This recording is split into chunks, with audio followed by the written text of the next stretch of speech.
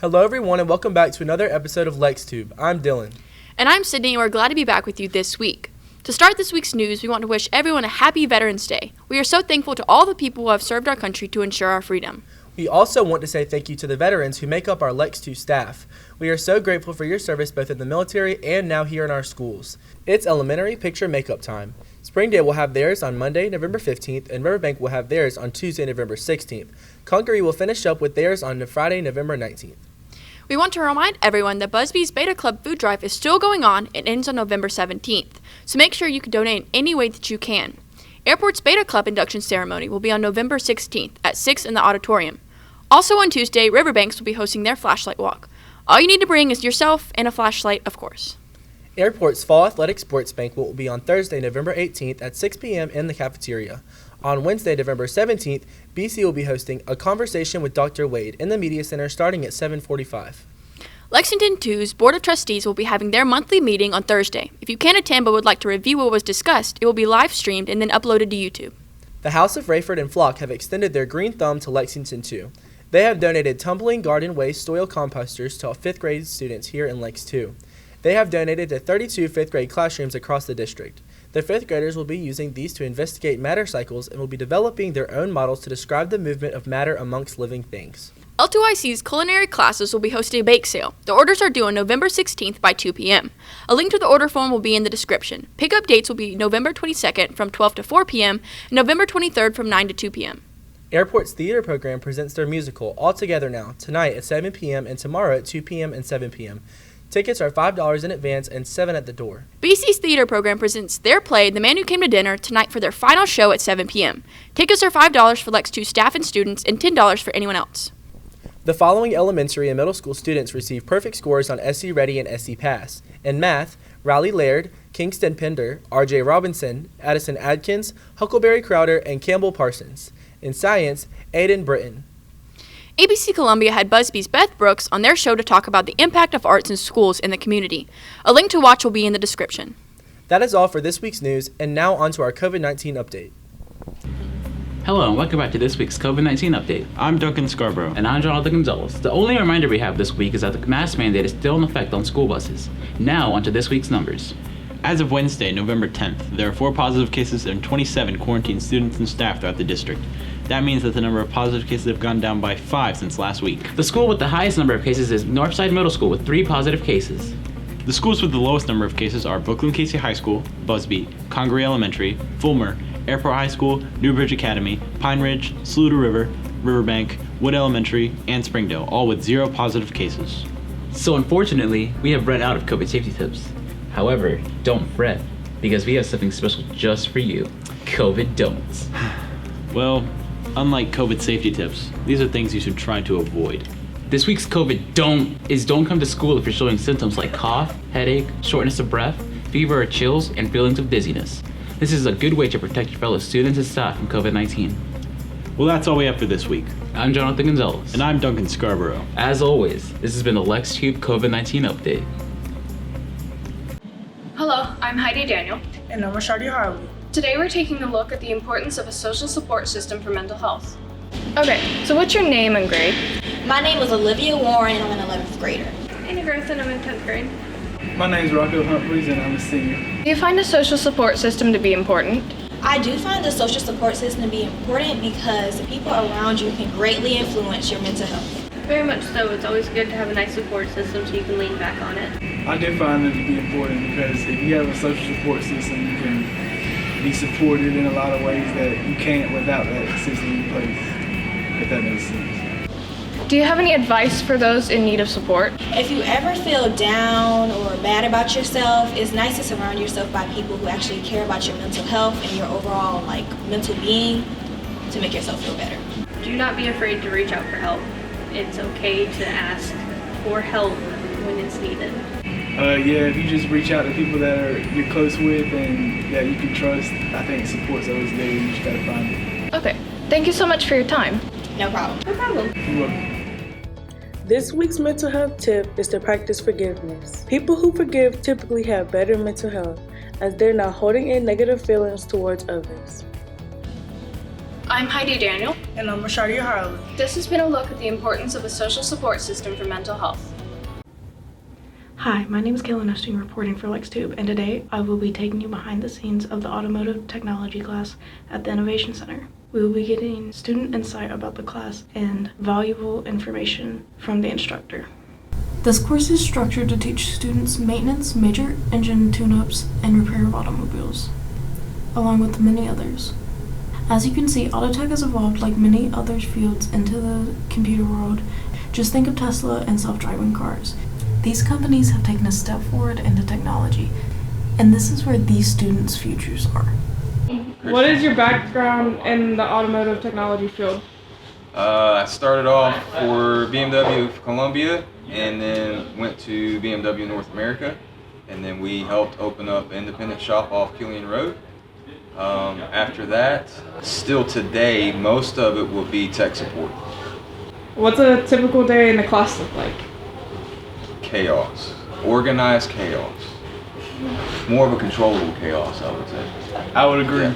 What are things that make people want to join the class? I would say probably the excitement. We always got something different going on. How many levels of this class? 4 levels.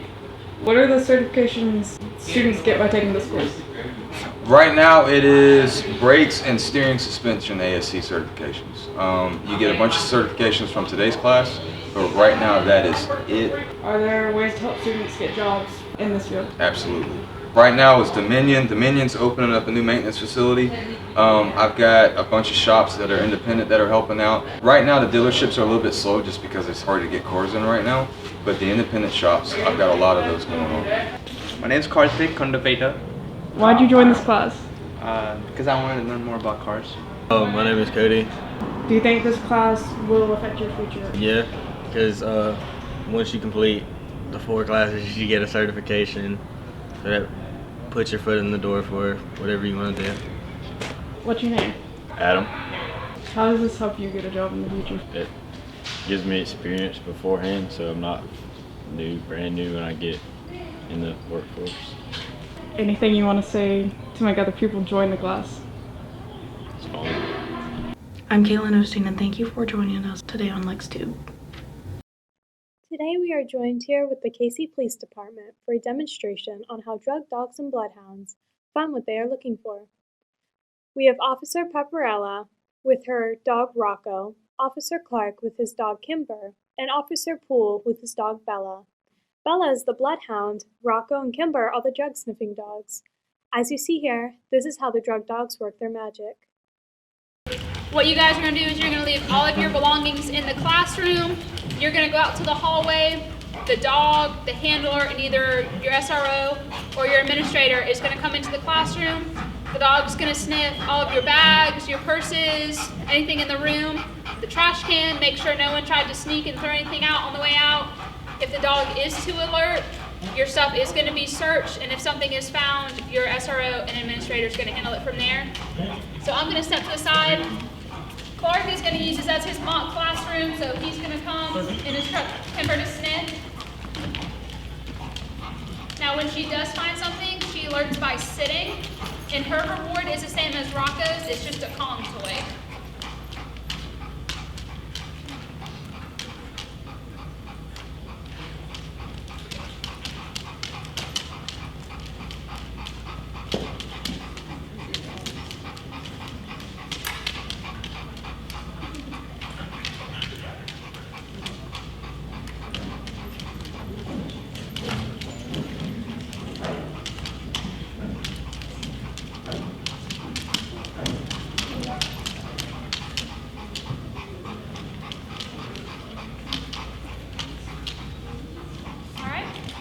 So the hide's on the left side over there. And you can see she's sat down, she's alerted, what she's looking for is a toy. Good girl. This is how Bella the Bloodhound works her magic. Balls, if you touch, when you exit a car, if you run and you exit a car, the last thing you touch is the inside door handle. So I can take a piece of gauze and wipe it on the door handle, put it in a plastic bag, then put it over her nose. She can get the scent from that and she can start on a track. So it's not something that you can do to deter or lose her from your scent. Thank you for joining us here with the Casey Police Department for our segment on K-9 Police Units. This has been Veronica with Lex2be News. Hi everyone, I'm Rashadi Harley here with Ms. Griswell for this week's edition of Lex2be Crib Sports Med Edition.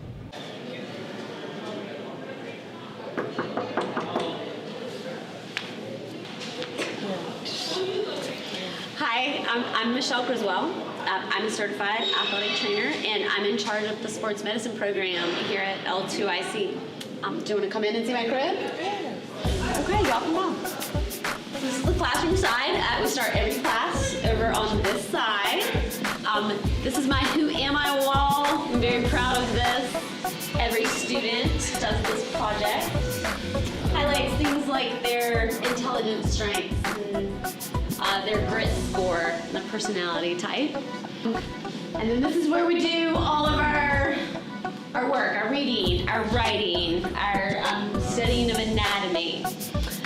This is a project that we're working on now. The students worked in groups to make a 3D model of an athletic training room. So this is where we study anatomy, we've got muscles, we study bones. This is all of our first aid CPR equipment. We usually take this over to the auditorium because we don't have a lot of space over here. But every student in my program will become certified in CPR and AED and first aid. Would you like to go look in the lab? Yeah, come on.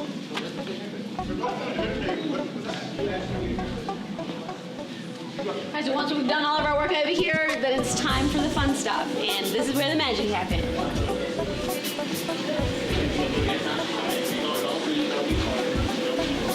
Training room is a busy place. You usually have a lot of things going on at the same time. So like right now we've got China working on the treadmill. How you doing, China? Pretty good. How long you been going for? 5 minutes. 5 minutes. So China's working on her cardio. She's working at a 6% incline at 3.5 miles an hour, and the goal is to go for 30 minutes. Good luck, China. Hope you make it through. Okay, let's come on in here and see what we have. You think Ashaya is doing a shoulder warm-up. She's a volleyball player. She's doing a shoulder warm-up.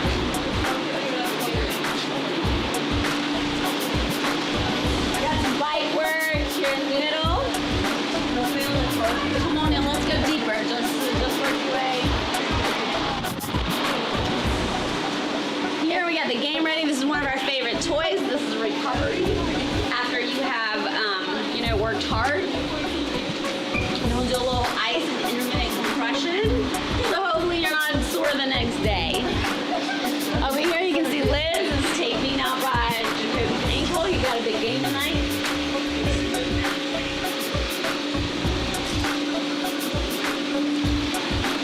This is the hydro area. One of the highlights of the program. Hey, Emmanuel, how you doing?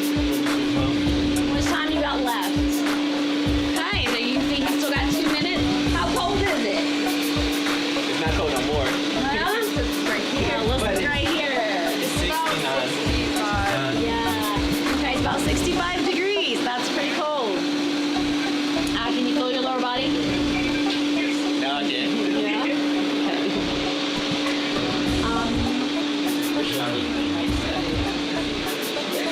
We have Gatorade stationed over here. We made this on Friday when people will come over and so they can hydrate. This is our bandaging area. We handle a lot of cuts and, bruises, things like that. And more we have. Okay, now we're back to where we started. We also do some studying over here. You'll notice the anatomy model. We've got our light box over here where we can study x-rays. As you can see, this here we have a finger fracture. Yeah, so thanks for stopping by. I really enjoyed showing you my crib. Now get out. Okay, this has been Rashadi Harley with Lex2be News.